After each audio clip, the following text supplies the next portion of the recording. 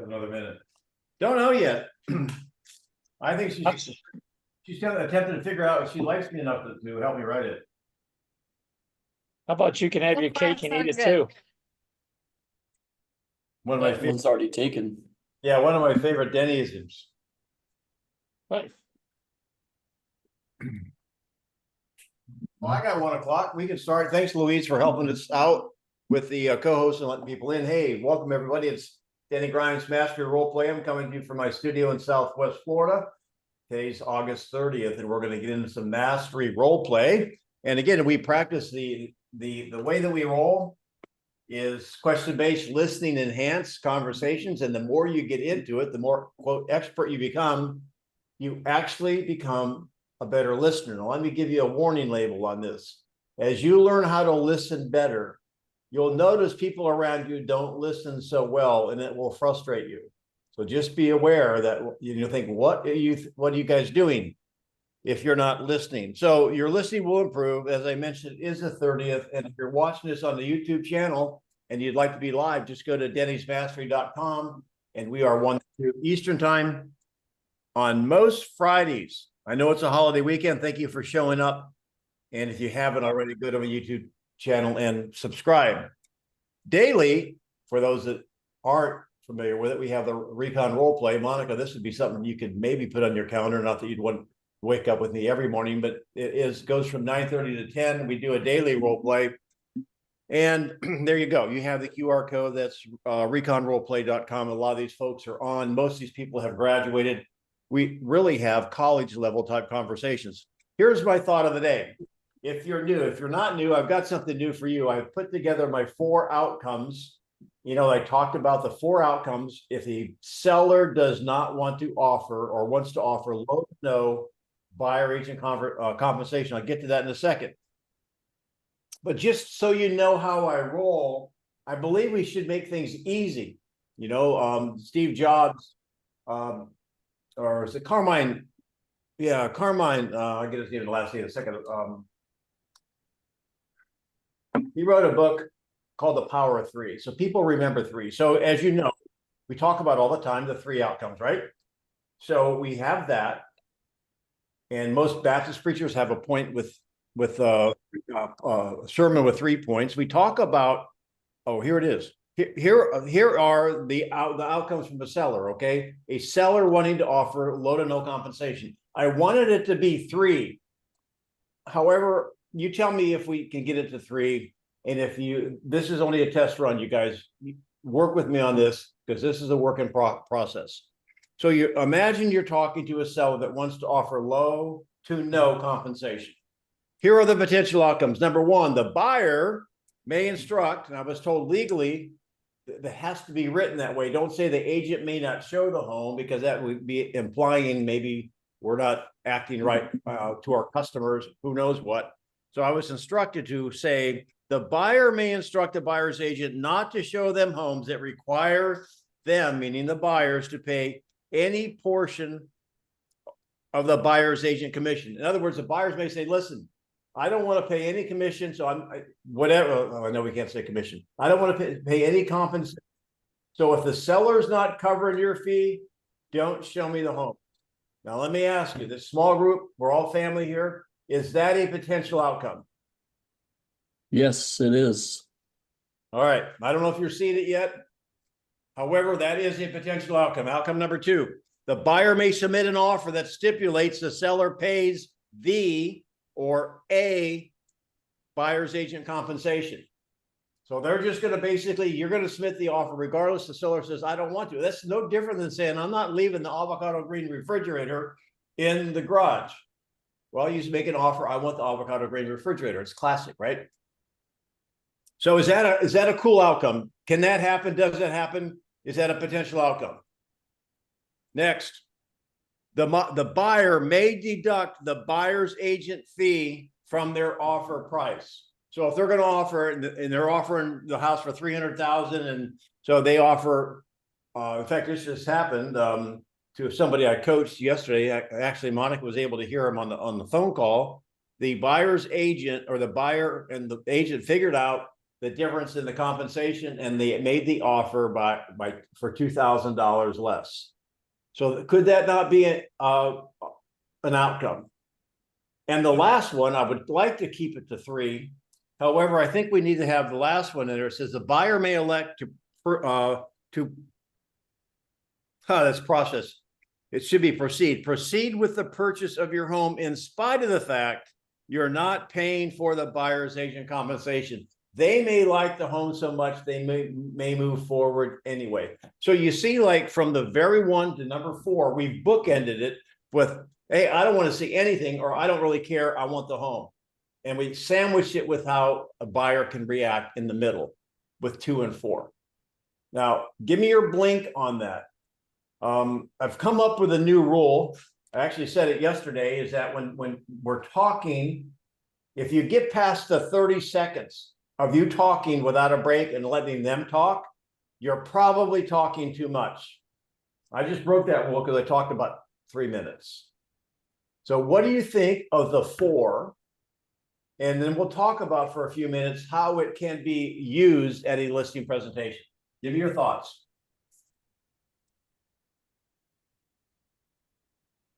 Well, quite simply, you could just print that out, have it in your kit and say, hey, here's the 4 options. What do you want to do? Well, I intended it to be printed out, kind of like the fishing form. Yeah. However, we're in beta right now. So is this something you could see yourself using? Because if the seller says, I don't want to pay.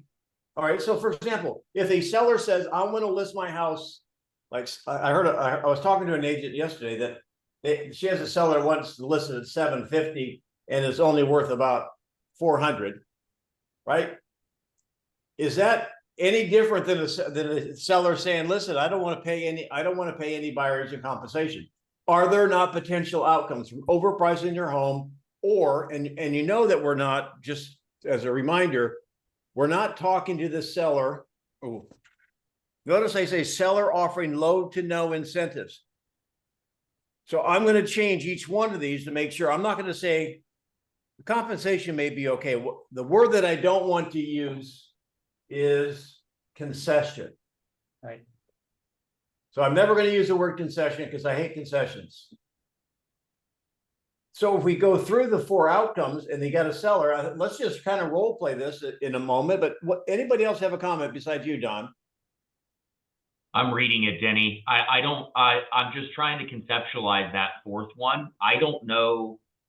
Essentially what we're saying there is, hey, the buyer may want to proceed with the purchase of your property and they will ensure their agent gets paid. But I don't know that that's necessary. I don't know that we need to bring that up because that's almost inherent within the process.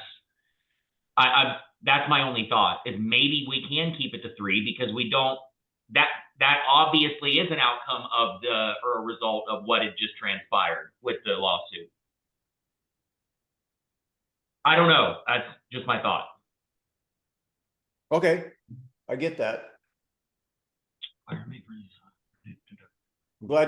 glad you're on, Matt, because I know. Yeah, and that 3rd one, the way we role played it before a couple weeks ago is, I like, Mr. and Mrs. Seller, one of 3 things is going to happen. Once I get to point number 3, the buyer, when they're making an offer on your property, may reduce their offer price to offsetting the brokerage fee or more. So I like the caveat, like, or more. They may deduct the buyer's agent compensation from the offer price or significantly more because they're trying to save the same commission you are. Yeah, you said that last time. All right, Yep. I got. What about this? Mr. or Mrs. Buyer, one of 3 things will happen. The seller will compensate your agent, i.e. me, in its entirety. The seller may compensate a portion thereof, and you would be responsible for the balance, or you would be responsible for paying the entire compensation. That's essentially what's happening. Well, you're not dealing with the one that if you're talking to the seller. So let's role play this and see if it works. So Louise, So you say you want to offer no compensation for the buyer's agent, correct? Right, I'll just pay for your compensation, Denny. Awesome. So there's no, so first of all, if you're a great listing agent and you have a awesome value proposition, this is going to be a unanticipated benefit for the good agents. Listing agents' average commission is going to go up because you're not pushing back on my fee, and my fee can be whatever I want it to be, whatever it's the market will bear, right? So when you say you don't want, okay, so just like they want to price it at $750 and it's worth $450, do you mind if I tell you what happens next? So they want to offer low to no incentives. And then I'm going to use the same close. I know you get the price and the incentives here. So if we can agree on incentives, are you ready to move forward? Yes, knuckle bump. Now do you mind if I tell you what happens next? Number one, the first outcome is that we may not get any showings because the buyer has instructed the buyer's agent, hey, listen, if they're not offering to pay you, I don't want to see the house. Outcome two is that they may look at the house and they're gonna basically make an offer and require you to pay it, just like leaving the washer and dryer, even if you didn't want to. Or they may subtract that fee or more, there you go, Matt, from their offer price. Or they may buy it anyway. However, the first three, outcome one, we don't get the showing. Is that what you want?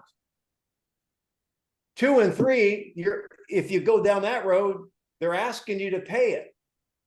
So of the 4 outcomes, the ones that may buy it, not buy it anyway, do you think that might affect the marketability of your home? So, I mean, I've not role played this yet, so I'm spitballing. So I truly believe it comes just like when a buyer is purchasing, it comes down to the monthly payment, right? At the end of the day, Denny, I just want to net this much money from the sale of this home.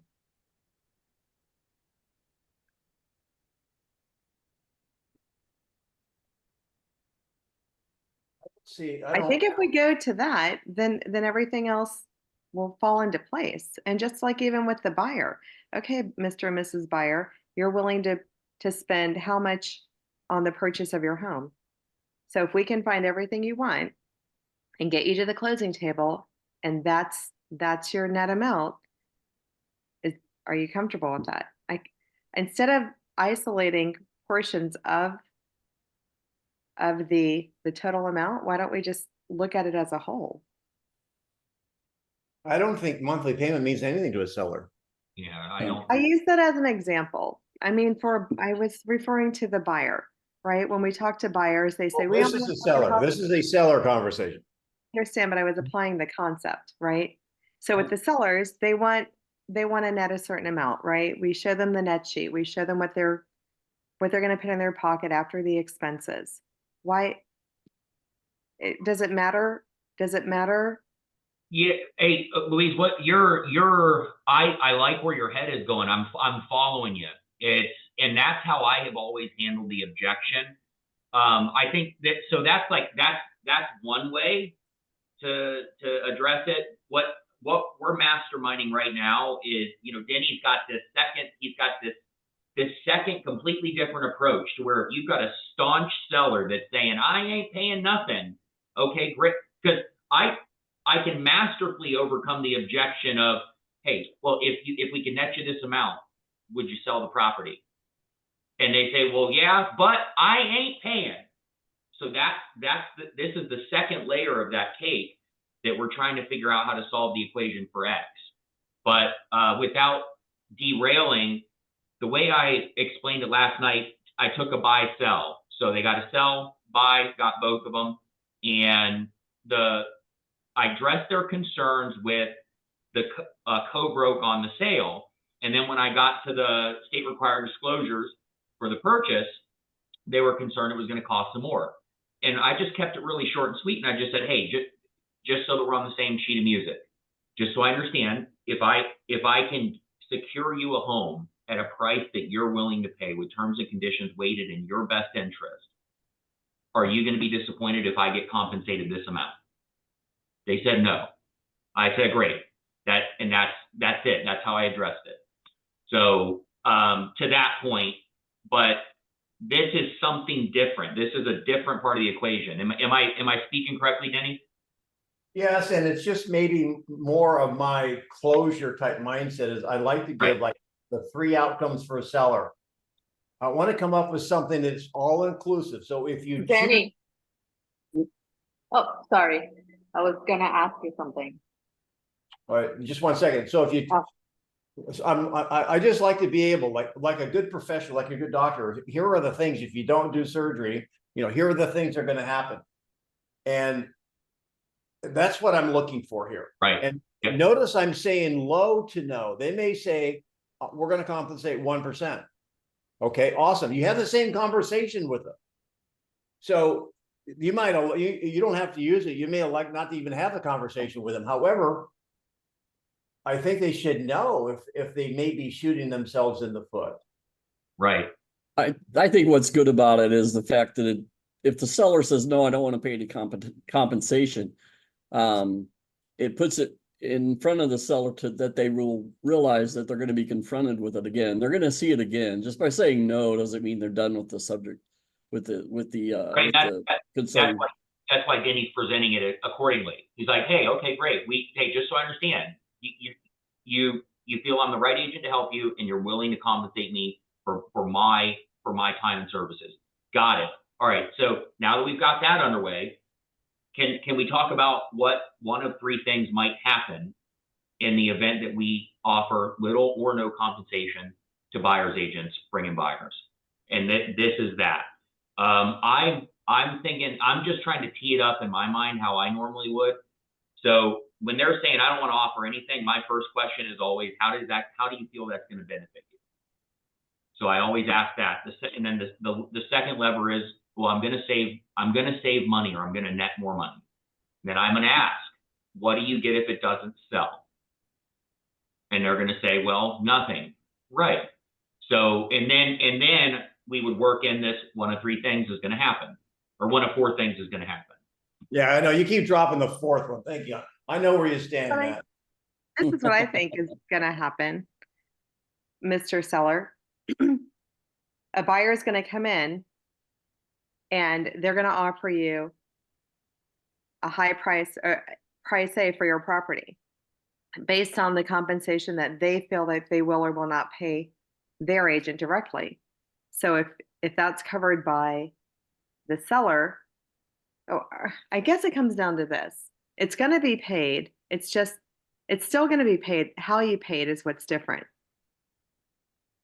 Right? Well, How Mr. How Seller, it's paid is what's different, because if I'm the buyer and I'm going to offer X dollars for your house, if you say to me, oh, by the way, we're not compensating your agent, I'm going to say, well, I need to revisit my offer because this is all the money I have and it's going to encompass all components. So, Mr. Seller, would you rather a lower price for your home? well, I think I see where you're going. And listen, the hula hoop didn't sell right away either. So this may take a little time to like percolate, but I think this is more succinct than that conversation. You can use it that way. I'm just trying to come up with the 4 outcomes. You're Sherry, but you're Model E. So Model E, you got your hand up. What are we doing? Is that right? I think we also had a question. No, it's yeah, but her hand was up. Oh, But before- yeah, I guess it wasn't a question. It was just maybe a suggestion. My understanding that we're trying to figure out, in the event they're stubborn and do not want to compensate, whatever. Yeah, we don't want to offer anything.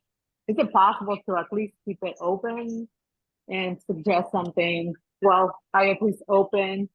I'm not necessarily going to relate anything to the agent, just going to ask for the offer. So at least you can see it. And then maybe you'll change your mind.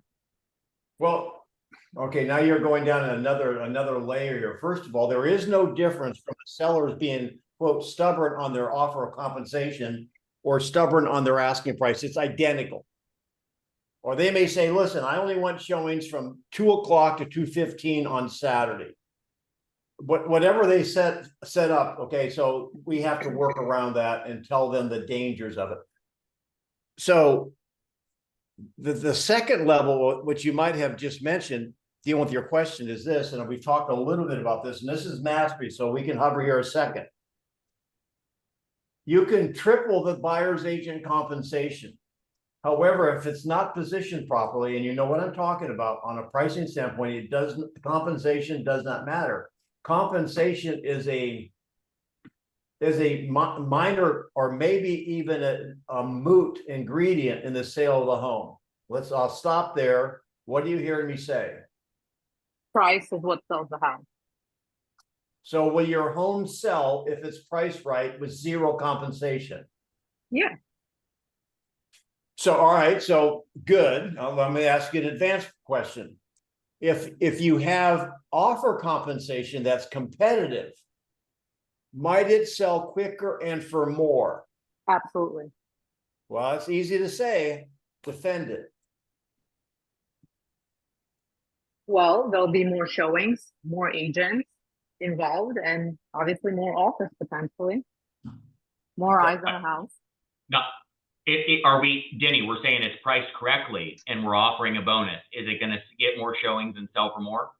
Rather than No the one that bonus. doesn't, yeah. No bonus. I'm suggesting though, okay, so market value is not known until you expose it. However, if you have more showings, market value is not a point, it's kind of a range. So is it possible, and this is my question I want you to think about, can a seller put more money in the pocket? Let's say they're going to offer 2% of buyer agent compensation. Is it possible the seller could literally get a point or 2 or 3 more because they have more activity on it? Yes, absolutely. Yes. The auction effect, yes. Well, the auction only works. That's a function of price. That has nothing to do with compensation. Yeah, it only works if you're offering a $20 bill for less than $20. But let's say you're offering a $20 bill for $20 in an inventory tight market. Can it, and be careful how, because we don't make predictions and we don't say things that aren't true. Is it possible a seller can net a point or 2 or 3 or Yes. equal to the buyer's agent compensation if they bring more buyers to the home? What do you mean netting a point? I'm No, thrown off that. He's talking about a percent, like a brokerage fee. He's talking about offering more compensation. So if the home value, for all intents and purposes, $100,000, and you've got it listed at $100,000, and we're in a normal housing market where there's an abundance of inventory, so there's no shortage of properties, and you list a $100,000 property for $100,000. If you offer 10% to a buyer's agent to bring a buyer, could it be possible that the seller is going to net more money because of that realtor bonus? I would say no, because you're in a market where there's a plethora of inventory and you're not creating a good value by listing it for $100,000. Yeah, because the agent's not buying the property, it's the client. Well, all right, there's 2 points. This is funny. I got an email this past week, guys. Matt's in Florida. He's just north of me. Louise is a one-day Wellington liver in Florida, and we have inventory growing. A lot of the country, you don't have it. So we're probably in a little bit more of a normal market than what we've been in with inventory choices, right?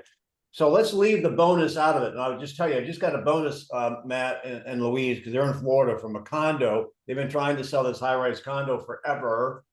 That if you sell a penthouse, you get a Porsche. Yep. You got that in the email, right? Yeah. Yeah. I mean, I'm getting them daily. They're flooding my inbox. Like I joke with clients when I talk about the old versus the new market, which we can mastermind another time. Whenever the market shifts, I always quantify one is old and one is new. And I say, well, in the old market, back in 2004 through 2006, 7, I said I could drop you off at adult daycare, i.e. a sales center, and I could get 8% one side just for dropping you off. And I'm starting to get those emails again, 4, 5, 6%. We'll send you on a cruise, silly stuff. Yeah. Builders like us again is what you're saying. Right. So Because they need us again. exactly. And we Right, have, but to Denny's point, sorry to jump in, but to Denny's point, just because they're doing that, it doesn't automatically effectuate a sale. It doesn't make that property sell. See, I want us to be an army of folks that of the highest integrity and, very solid principles, right? I mean, not that you're not, but I don't want you guys to say, because I don't think it's true, is that the more money, and this goes back, if they offer incentives, you're going to higher compensation, you're going to sell it for more money. Or I'm not saying that. It's got to be within a market value range. For example, this is a concept. If you have two buyers wanting the same property, is it possible the seller will make out better? Yes. So here, follow me on this. It can't be priced at 110,000 if it's worth 100. Mm-hmm. But if it's at 100 and two people want it, may that seller get a few shekels more than they would if they only had one showing, one buyer. Yep. So there could be a correlation from a seller offering compensation to get more buyers. It may put more money in their pocket. So for example, and I don't know how to quantify it. So if they offer 2%, they may get 1% or 2% more. That is a possibility. Let me ask, you're kind of going in reverse, like, hey, if we offer 1 or 2% and we're priced properly, you may net a few percent more. So we don't want to be disingenuous and say, no, if you pay more compensation, you'll net more money. No, it's not a direct line. It's not linear. It's the more exposure you get, the more opportunity you have. So how do we get more exposure? Could that be one way we get more exposure? Is that where I don't like the word exposure, because I think exposure is all the same. What I do think is a better way of saying it is this. 2 buyers will be better for you than 1, Mr. Seller. And there may be a higher possibility we have 2 buyers if we have more agents participating, bringing their buyers. Right. We throw them a bone is what I like to say. If we throw them a bone. So here's the other question I want you to think about, and we'll get into some role play. I appreciate your feedback on this. This is going to crock pot a while. If 2 buyers are better than 1, are 3 buyers better than 2? Are 4 buyers better than 3? Yeah, as long as they know about each other, yes. The more the merrier. Hang on. Hey, listen, if an argument is solid, it holds up in the extremes. Matt, you were going to say something.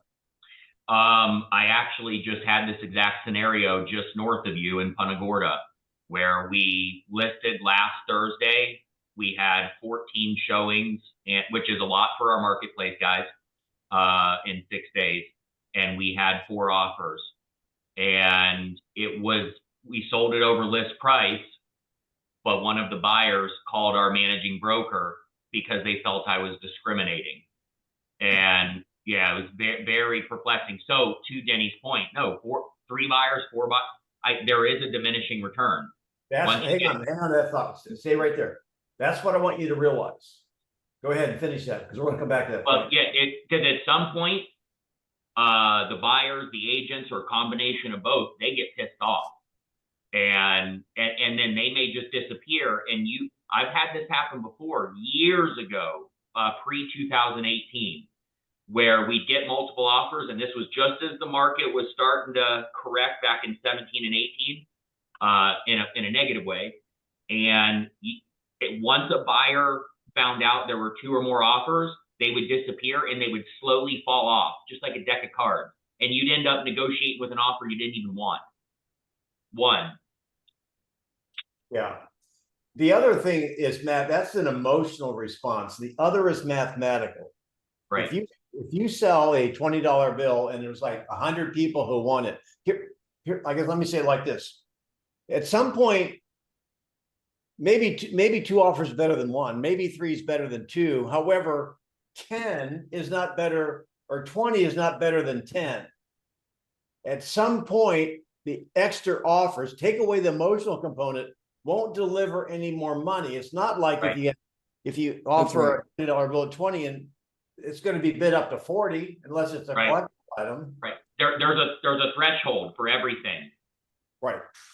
So Denny, so what you're saying is really after 3 or 4 or 5 offers, that, and then you get offer number 6 through 20. 6 through 20 are not going to be any better than 1 through 5. There's that margin of diminishing returns.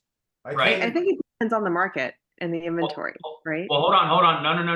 I wish I could share my screen with you right now because I've got my Google Drive open and I'm back to my 2021 clients that I were selling when I had 36 offers on one property. Mhm. It didn't mean they netted $360,000 more for their home. No, all 36 buyers were only willing to pay so much. Right. And there was a threshold, and it wasn't because we had 36 we could get that one winner to pay exponentially more. No, that one winner said, I'm willing to pay $52,000 above of list price. That is it. If I can't get it for that, I'm done. Despite there being 35 more. Right, and this is kind of a law of, it's a bell-shaped curve. It's within the bell-shaped curve, you got standard deviations. I'm not gonna get all geeky on you. Here's the deal. If a seller keeps getting offers and they don't like them, they don't like them, they don't like them. Imagine if the market is stagnant. I don't care if they get 15 more offers, they won't be any different. You follow me? The only way they'll be different is if the market is moving either up or down. Because the market will only pay what the market will pay. Right. So going back to the final, get your hand up. Let's do some role play now.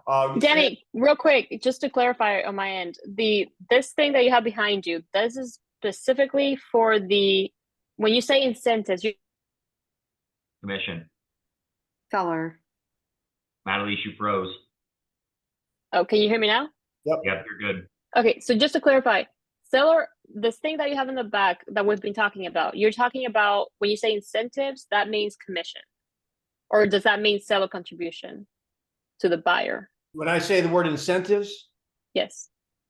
because everyone has been talking about concessions.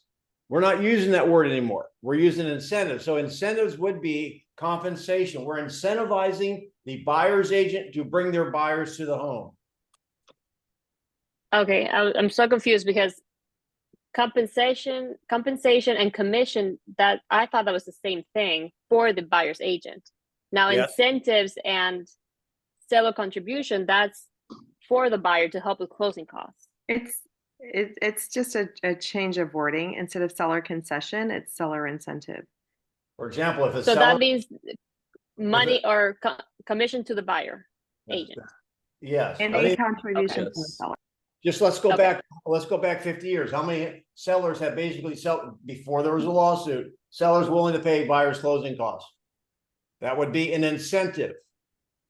However, the legal people call that a concession. I went through a divorce with mediation. I didn't like concessions. It was terrible. I like incentives. Yep. Okay, so every time you say that moving forward incentives, you're talking about the buyer's agent getting paid. No, seller concessions, what the seller Oh. is providing to the buy side Yeah. or whatever. Either as a form of Sure. compensation for the agent or as a form of Closing costs, closing prepaid, costs. whatever. Okay. Yeah. Okay. Yeah, Natalie, it can apply ubiquitously everywhere. Like in other Okay. words, we're getting away from a word that has a negative connotation, which is concession. You know, my attorney in my third divorce said, "Hey, you're going to have to make some concessions, Matthew." You know, meaning I'm going to have to give them a pound of flesh. I'm going to cut my arm off. So we don't like that, but we do find value in incentivizing a buyer and or buyer's agent to buy our house. Yep. Okay. And Matt, Thank you, really, guys. I mean, on your third marriage, next week, we're gonna have a masterclass on pre-qualification. You should be doing better pre-qualification. I really need to. Yeah, really. I'm winning. All right, let's do a role play. Who's ready? Madeline's hand is up. Okay, let's go ahead. What do you want to do today? All right. So I have been wanting to play this for several days with Matt, actually. So if you're up for it, I'd really appreciate it. So I have a situation. I want to play the seller. It was a cold call. He's an expired and an expired turned FISBO. Okay. Here's the situation. He's been trying to sell the property since 2016. He's gone through 7 agents. He started at 1.2 million. And then for the past 366 days, it just expired. He had kept it on the market at 750,000. So he did a significant price reduction. It should have sold at that price. However, he's fed up with agents. So he decided to sell it on his own. Here's the thing that's throwing me off, and I don't know how to close for the appointment. He stayed on the phone with me for 24 minutes, only talking about the property. No chit chat, just strictly about the property. Yet somehow I forgot to close for the appointment. So I need help with this. What was the, well, Master, I'd be happy to role play with you. But when he's talking about the property, what is he saying for 20 minutes? Paraphrase. Just paraphrase. It's the same thing 10 times over. Right. That's what. You saw where I was going with that. So he's saying something. It's all noise. But here's what I go back to, Madeline. Why is he selling? You role play it. Okay. Just role play it. Okay. Madeline, you're the seller. Matt, I'll give you. You don't have 20 minutes to talk about your home, Madeline. No. Yeah, I was just gonna say, like, you can give me the objection. Give me his objection. I'll tell you exactly what he told me. Yes. Okay. All right. 2 minutes. Go. Yeah. Madeline. Yes. Hey, Matthew Sharp, Keller Williams on the water. Yeah. I noticed your property came off the market yet again. It looks like it's been on and off. Have you given up on selling?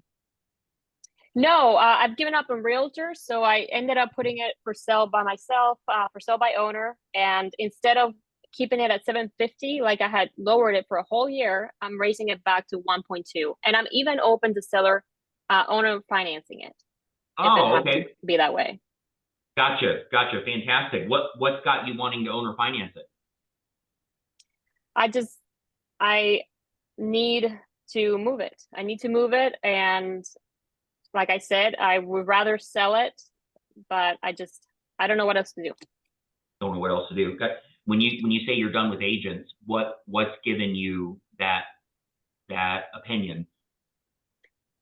Well, the fact that I have gone through 7 agents and none of them have been able to sell my property. Okay, why do you think that is? I don't know, because I did a $450,000 price reduction in the past 7 years and it still hasn't sold. So it's definitely not the price. How are you connecting with these agents? That's a great question. They come recommended, so I just trust they're doing a good job. Okay, so you're getting referrals. Got it.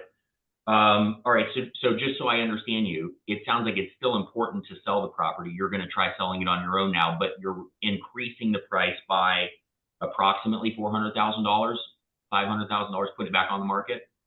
That's correct. Okay. Can I ask you a very direct question and you not take offense? Sure. If it didn't sell for $1.2 million over a year ago, help me understand how it's going to sell for that now. Where over a year ago was even lower. I lowered it to 750 because my agent said it was too high. Right. But you see my point. If it didn't sell for that a year ago, how are you going to get that now? Because I'm open to seller financing it now. Okay. I mean, owner financing it. Okay, understood. Again, maybe a crazy question. Why on God's green earth are you selling this property? Yeah, so recent events in my family has changed and I just need to sell it. Okay, I don't mean to pry in a sensitive conversation, but when you say events have changed in the family, can you give me a 1,000-foot view of what that looks like? I cannot. Can't. Gotcha. Was there anything else other than those events that got you selling? Nope, just that. I built the house on my own 8 years ago, and I need to start a new chapter. You need to start a new chapter. What's the latest date that you were hoping to start this new chapter? A year ago, honestly. Okay. That's why I did that huge price reduction. Okay. Two more questions for you. What's it going to do? What's it going to do for you if the home doesn't sell?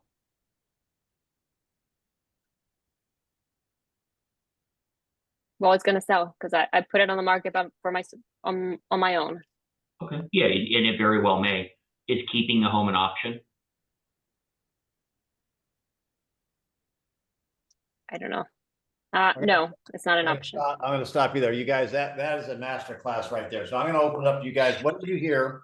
What did you hear in that? Because I think Matt gave us kind of a master class. I think he's very emotionally attached to it. Well, talk to me about that. I don't think he's emotionally attached at all. Sounds a lot of pain. The seller, you're going with the seller. You're talking about the seller, right, Louise? Even though he built it, he's not emotionally attached to the property. There was a lot of pain. Sounds something. What did you tell me about Matt's conversation? Her conversation didn't matter. Tell me about Matt's. He was very masterful in asking sensitive questions without offending the seller. His words were very purposeful. See, he does Columbo multiple times. You can ask anything if it's asked the right way. This might sound crazy, whatever. However, did you notice he got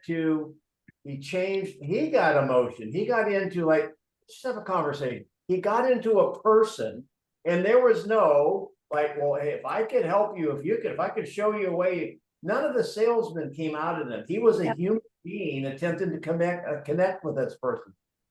And you could tell by his tone. Now, he didn't pull out a hanky. He wasn't going to shed a tear.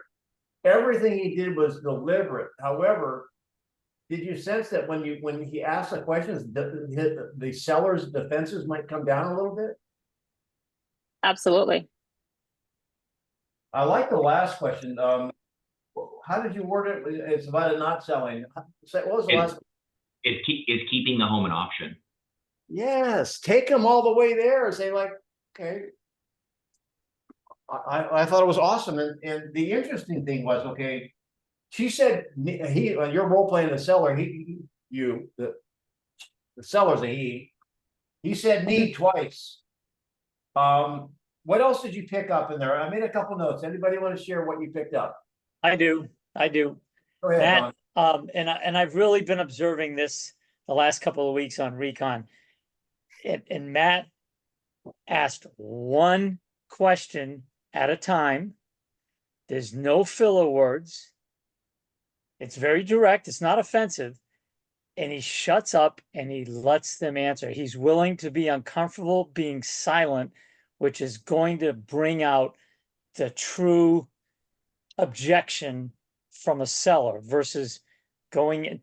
So many times on Recon, we ask a question and, well, if you were going to sell, if the birds were going to fly south for the winter, there's 2 or 3 questions at a time. Matt, just an awesome job, just very direct, uncomfortable in silence, put the pressure back on them by letting them answer. Here's something else. Thank you, Don. Here's something else that was going on. I'm being a little presumptuous here, but I'm guessing. Matt was trying to figure out if he even wants to list. Yeah, he doesn't want to be. Why be number 8, right? Denny, you literally hit the nail on the head. Every conversation I have, making 400 phone calls a day, every person I get on the phone, I'm not intentionally trying to put my foot in the door. I'm trying to find out if they have a need that I can fulfill and if I want to put my foot in the door. So Matt was interviewing her. Mm-hmm. Because if he wasn't, he would have gone for the appointment instead of challenging him on, well, you've had 7 agents, you just raised your price $400,000. Are you smoking sweet and low? Is really what he wanted to ask. Mm-hmm. But here's the thing that doesn't make logic for me, right? He did a price reduction for a whole year, $450,000 for a whole year, and it should have sold by that price. So there's something I'm missing. Can I stop you? Yeah. I'm going to tell you a very short story. Very short. Please. I took a listing in 2019. Christina Griffin with the Griffin Group. She's Gary's top 100. She's moved on to LPT now. It's when her and I were partnering years ago after I separated from my family team. This listing had been on the market for 800 days with, I believe, 3 agents. This wasn't Christina's. This was an expired lead. She said, hey, somebody on my team connected with him. I think you're the right fit to take the listing. So I called the guy, and when I got him on the phone, I look at the history. He started out at 1.5. When the listing came off the market, it was at $799. And when I sold the property, I sold it for $585. So what you can, to your point, Matalise, don't become confused about what it's listed for, what it didn't sell at. A listing can sit up. Oh, and that client, he's now my adopted father, literally, like he's my adopted father because I don't have a relationship with my dad. We fly out to Arizona, right south of Dawn. We fly out every single year to Ora Valley, and we spend time with him every Christmas. He's my father. So sold his house here, he moved out there. My point to that is this: you can sit on he had $1.4 million into that custom house, and it was not in a declining market. He bought it at the bottom of the market, over improved it for the area, and then sat on the market so long, nobody wanted it. So you can destroy a home's reputation. So how did you get that? How did you get the foot in the door? How did you close for the appointment? That's the part I'm trying to figure out. Like when I call him back. Well, again, the same conversation I had with you is he asked me from the beginning why his property didn't sell, and I said, Matalise, have you ever heard of the analogy that you never want to be the most expensive or the biggest home in the area? And he said, yeah. And I said, hey, my name's Matthew. Nice to meet you. Implying he's the biggest and most expensive home in the area. And then he said, well, I think we're done here. And I said, whoa, what do you mean? And he goes, well, and then we went on, blah, blah, blah. But then I went down the pain threshold and just like, hey, what's got you selling this? In other words, I wasn't attached to the outcome. I'm more interested in him than I am focused on me being interesting. I'm more interested in him because I don't know if I can help him. In his situation, he needed to sell. He was done with Florida. His wife died from cancer. This was their forever home. She never got to live in it. He couldn't live in it anymore. He was done. He was willing to do what it took to sell the property, regardless of what that meant. So we got. So when they're not releasing that information, what are some good questions to ask that gets them to start? I know they have to. Natalie, I'm going to move on just a little bit, okay? I got a couple. Yeah, that's fine. I can okay. bring it up next week. Yeah. Yeah, that's fine. The couple different things. When you say that's a listing, for example, here's a couple things I noted, and I know you were just role playing when Matt asked some great questions. He said, well, how did you find these agents? Which is a great question. And they said, well, they were referred to me. Well, I want you to be able to have a BS detector. And I know you were ad-libbing, but that would not make sense. There's no way anyone knows 7 different realtors to get referred to. Minor point, but Matt did a good job. You're going to get some stuff that you just got to let go because it's not a major point. It's just a minor point. I just want you to listen for stuff like that. Remember next, see, I'm through with agents. Yet he wants an agent to help him sell. Remember that point, right? He's just, he's made a good, this is something I thought about today. You might want to write it down. If somebody in this situation, give them compliments. You did the right job by hiring the agent. The only thing you can improve, you've got to hire the right agent. And so you can make them feel good. It's kind of like a little bit of the Oreo, a little bit of icing, and maybe something a little hard, a little bit of a challenge you can do better. My last point is this: if you've got an unrealistic seller like that, I personally think this is one you just follow up with. I don't think he's ready to be reeled to the boat yet. I just don't feel like that based on the way you role played it. So just Natalie, let me ask you, now that let's say you're a buyer and you're moving to the area, and this area, and then you find a house that you like, it's very unique. But compared to the other homes, it was like $400,000 or $500,000 more money. this is a serious question. I'm gonna be Matt for a second. This may be a wild question. You like the house. As the agent, if I were the listing agent on that house, what could I say to you that would make you invest $500,000 more than it's worth? Mhm. Sometimes when you reverse hats, it can unlock. This guy is, if he's gone 8 years, I don't know. I don't know if he's savable or you have to be at the right time to save him. Does that make sense to you guys? Yep, 100%. Yeah. Matt, where'd you go? Not Matt. Where is he? Thank you guys. That's helpful. You bet. It's Matt Cannon. Matt Cannon.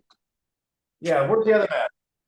Hey, I was No, just they- going to throw something in here. I used to work in a call center, tech support, and people would call the call center, and they didn't get their issue resolved. They would call back. You got to reset. You got to reset every time. It's almost like, hey, we don't know what happened last time. What I do know is when I sit down and meet with you, and we go through the strategy together and the numbers together, we're gonna work out the proper strategy moving forward. I don't know what your home is going to sell for right now versus last year, or why it didn't sell then versus now. What I do know is when I sit down with my clients and we walk through the numbers and we go through the strategy together and we agree on one that can move you forward, we're going to have a successful result. What's the best time to meet? Let's go ahead and sit down in person. I call that the steak analogy. Meaning I ask whenever they get they're having a bad experience, I ask them, do you like steak? And sometimes they say no, but most times they say yes. And I say, great. Well, have you ever had a bad steak? Well, yeah, I have. Did you stop eating steak altogether? No, I haven't. Right. So realtors are a lot like steak. You're going to come across some bad ones every once in a while. Does that mean that you never work with one again? No. It means that you find a restaurant that cooks the steak time and time again, consistent product for a consistent price, and you stick to them like glue. Realtors are a lot like that. And so that's how I handle that. Nice job. David, you had your hand up. Did you not? You're muted. David, did you have your hand up? I think Brad did. No, I didn't, but I'm yeah, first time in here. I'm really enjoying the conversation. All right, what would you like to work on? We have about 6 minutes. Okay, so yeah, so let's do a like a for sale by owner, working on that. All right, are you at the table? No, let's do it like, can we do it as a call or is it? No, you can do a call. I just one of those days for me. No one likes at the table, so I'm gonna get. Denny it's fine. wants to sit in front of somebody so bad. All right, I'm good. I'm good with that. Let's say that. So let's say I'm successful. I'm getting in there and let's talk about it. See, All right, thanks. Matt is the buy owner. All okay. right, you're at the table. Go, David. So Matt, this is a nice place, and it looks like the type of place that should have a good opportunity. So Matt, have you sold other homes on your own in the past? I tried it. You tried it. Was it successful or did? Well, no, we didn't end up selling. So we kept it. I rented it out. Oh, you rented it out. Okay. So what's is you're looking kind of now is selling the house? Is this something that you have to sell, or what's kind of the reason that you're selling the house? Well, the house that we're in right now, I just need a little more space. Okay, so it's the house that is your primary residence right now that you're living in. Correct. Okay. And are you looking in this? Are you looking at the same area? Are you going to be in the same area, or are you going out of the area, or just different space, more space? So I'm gonna just pause you a second, David, and see if you can work on this as you go through this. Yeah. When you ask a question, not three. Okay. Okay. All right. You Okay, get, gotcha. you get yourself doing that, right? You're like filling in all the blanks for me. Just ask a question. Ask me where I'm going. Yeah. So Matt, where are you going to go? Where are you going? Yeah, stop. Where are you going? Pause. Well, we're probably going to stay local. Right where I want to. Ideally, I'd like to be in this zip code. I just want a larger lot with a 3-car garage. Okay. And what's the timing of your desired timing of the move? I wouldn't say that we don't have a strict timeline. Nothing to, okay. And as far as the, if you work through, have you, what's the price that you're liking to get, or what you're trying to net off the house? Well, we're listed at 600. Denny, Yep. wipe that smile off. We're listed at 600. I think we really want to sell for 600. Okay, Matt, hang on, David. All right, our seller can't hear us right now. You're at the table. What do you really want to ask him? You're afraid to ask him. This is just us. Yeah. No, I mean, are you ready to go ahead and put the house for you? Okay, so that's the question. I mean, you want a listing, right? Yeah. At what point, or do you feel like you have the right information to bring him back and ask that question? Like you're kind of biting around the pizza crust, but you're not getting to the point, which is the best part of the pizza. Okay. All right, so watch this. Matt, from there, you become the agent, David's the seller. Go. All right, Dave. So what I'm hearing you say is you want to get a little more space, you want to stay in this zip code, but you don't have a time frame. Is that right? That's right. Okay. How much longer are you going to give yourself to sell this home on your own? See, that's getting to the question you wanted to ask. Now he's getting to just rip the Band-Aid off. Okay. How much time? Yeah, okay. So I'm thinking about, I'd like to have it done in 6 months or less, as if I'm actually thinking about it. Okay. What happens if it doesn't sell in 6 months? I mean, it's not the end of the world for me, but I just feel that if it goes much longer than 6 months, then probably prices are going to continue to go up on the types of places I'm looking for. So could be the offsetting thing for me. Right. Okay. So just so I understand, if we could help you get this property sold in the next 30 to 60 days for a price that made sense to you, netting you what you need to net or more, and you didn't have to pay more for the purchase, would there be any other reason why you wouldn't want to hire me today? No. And we can stand in order. Okay, perfect. You ready to get started? Let's do it. So can somebody tell me, what was the motivation, David? What was Matt's motivation? Basically, then he just wanted to get more elbow room, get a bigger home, more room in the garage, get the third vehicle. Got it. Okay, so you could go in there a little bit. Did he have to sell to buy?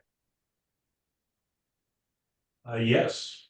Well, that's a good question. I don't know that actually. I mean, I assume that he would have to sell this one to get the next one. Gotta ask. Yeah. That's an important question. Go ahead, That Louise. is an important question.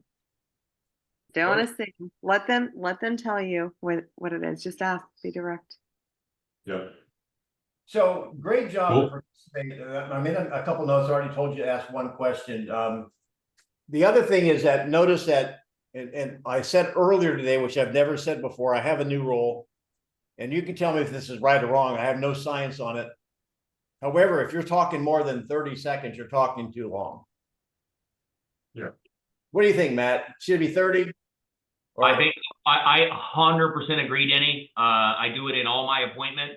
So like, even if I have the 4-point thing, I'll stop in between points. And I'll say, hey, one of 3 things can happen. Blah, blah, blah, blah, blah. Can you see how that makes sense? Blah, blah, blah, blah, blah. What are your thoughts? Blah, blah, blah, blah, blah. Would you agree? Meaning I am giving those pauses. But yes, I agree. Denny, after 30 seconds, the eyes glaze over, it becomes a sermon, and we fall asleep. Well, if they're poking their eyes out with a spoon, you know you've gone too long. Makes sense. So I appreciate you being on. I appreciate you giving me some feedback on the 4 points. I trust you made a picture of it. If you didn't, you can make a picture of it and play with it a little bit and see if you like it. And we'll talk about it next week. Anybody learn? What was your ahas today? What'd you learn? Come on. I had one thought on the, go ahead. Oh, please go. There, what did we not learn is really what you should have asked. No, I thought of the thing from, even though the position from a seller on the 4 points. It's not a bad way from the buyer perspective too, if you're going to try to maintain your 3% intact. So just kind of saying, hey, if someone doesn't have, the full compensation or the full bet piece for the buyer's seller, that's something that you're gonna have to come up with. Are you okay with it? And so I think it's a way it's another way of potentially explaining to the buyer as well. Well, I am going to come up with the outcome of I'm going to come up with 3 or 4. I like 3, Mr. and Mrs. Buyer, for you not wanting to offer to compensate your agent. Here's what's going to happen. Okay. And I don't have it yet, but I'm going to come up with. I'll have the same conversation with them. Any other ahas? Denny, can you move 1 step to your left so we get the full screen? Thank you. Yeah, Good, just come on another back. aha, it's just the pause, taking the time to pause. I might be one of those that talks more than 30 seconds that causes the eyes to be poked out with a spoon. What about But, this one? What about this one? When we call to first find or see if you can help them, and then 2, decide if you would want to help them. Yes, that's right. My ex-father-in-law, I say that, sorry guys, it doesn't matter who it is. But he always used to say, when I would go on an appointment, because I used to have a lot of anxiety, believe it or not, a lot of anxiety around calls and meetings. And he would say to me, when I get to the appointment, I say one thing to myself: this is my listing, pause, if I want it. Right out of bold, and you got to anchor it. Yep. If I want it. And then he opens up the car door and he goes in. Yeah. So I treat every call that way. I really do. There you go. Well, I appreciate you being on. Spread the word. Let other people come into mastery. I trust you get something out of it every week, and I appreciate you being on. So it's Friday. It's happy hour somewhere. So go out, make a sale, have a glass of wine, and I'll see you on Recon on Tuesday. Have a great holiday weekend. Love you, meet it. Knuckle up. Thank you. Appreciate you guys. Thanks. Thank you. Thank Take you. care. Annalise, connect with me offline if you'd like to address any of those issues. Thank you, Matt. Sale by owner. We'll talk about it later. Appreciate that. All right, you're Have welcome. a great weekend, guys. Bye, Monica. Bye. David, good to see you, buddy.